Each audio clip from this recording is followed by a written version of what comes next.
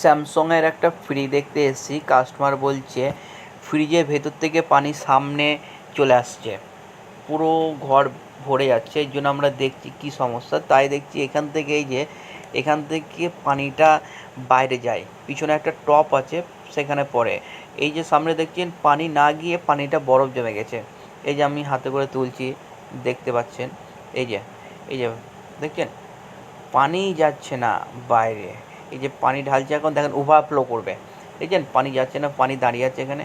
এই যে এবার খুঁজাচ্ছি, দেখেন এটা হচ্ছে ক্যাপিলারি দিয়ে খুঁজাচ্ছে। এই যে পানিটা চলে গেলো, দেখছেন খোঁচালাম পানিটা চলে গেল। এরকম প্রত্যেকটা ফ্রিজের সমস্যা হয়, প্রত্যেকটা ফ্রিজের সমস্যা হয়। এগুলো আপনারা এরকমভাবে খুঁজাবেন, যদি কোনো সময় জাম হয়ে যায় খুঁচাবেন, খুঁচিয়ে এটাকে পরিষ্কার করে নেবেন। না হলে আপনার বাইরে পানি চলে আসবে, পানি এসে সামনে জং পড়ে নষ্ট হয়ে যাবে। এই যে দেখছেন পুরো পানি বাইরে চলে যাচ্ছে, এবার দেখেন এই যে